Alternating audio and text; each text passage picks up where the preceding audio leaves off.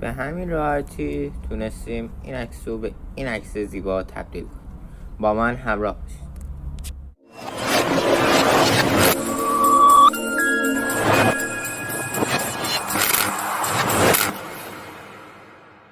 سلام، من رضا باقری هستم و امروز با یه آموزش دیگه همراه شما هست. برای همچنین ادیتی نیاز به برنامه پولیش دارین. این برنامه رو میتونید از داخل کانال روبیکا و تلگرام من دانلود کنید که لینکش داخل بیو پیج اینستای من هست. قبل از آموزشم بهتون بگم که لطفاً این پست رو لایک کنین، کامنت بذارین و واسه رفیقاتون شیر کنین.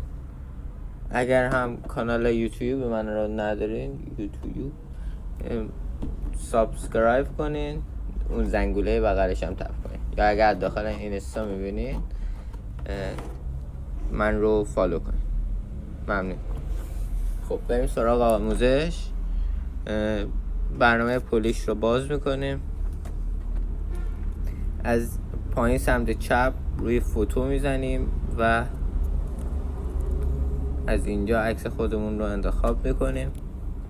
عکسمون که وارد شد از این قسمت میشه چهارمی که زیرش نوشته افکت. روی افکت میزنیم و روی دریپ کلیک میکنیم.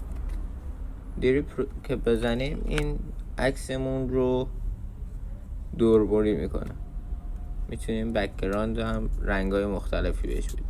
من همون سفید میذارم باشه و از این جا میتونیم از این افکت های شمع مانند یا مثلا قطره مانند، چی میگم به این افکت ها من دقیقا نمیدونم، از این افکت ها میتونیم بهش بدیم. و حالا بعد اینکه این افکت رو بهش دادین روی گزینه بیجی این پایین روی این میزنیم که مخفف بک‌گراند هستش، روی این میزنیم و حالا یه بک‌گراند برای عکسمون انتخاب میکنم که من همه این بک‌گراند رو میتونید به صورت رایگان انتخاب کنید.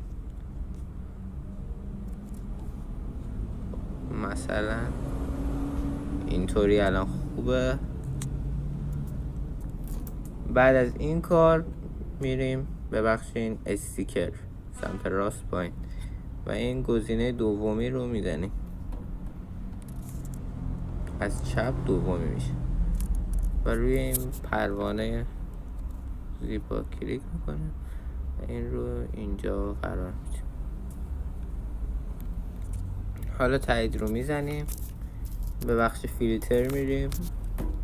از روی فیلتر روی وارم کلیک میکنیم و حالا به بخش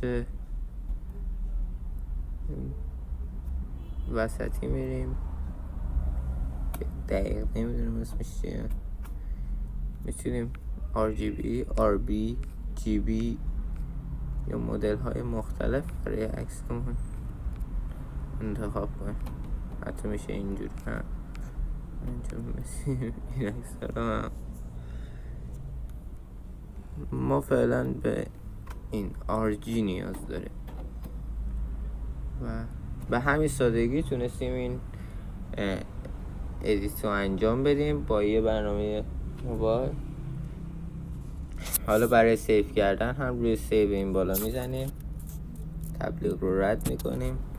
از اینجا میتونیم روی هر کدوم گزینه که دلمون بخواد، اگه میخوایم داخل گالری سیو شه، روی این سبزه که نوشته زیر سیو و علامت دانلود داره روی این باید بزنید و این خودش براتون توی گالری سیو کنه.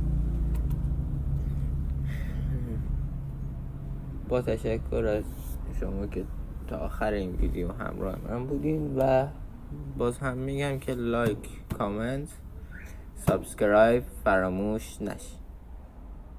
تا یه آموزش دیگه.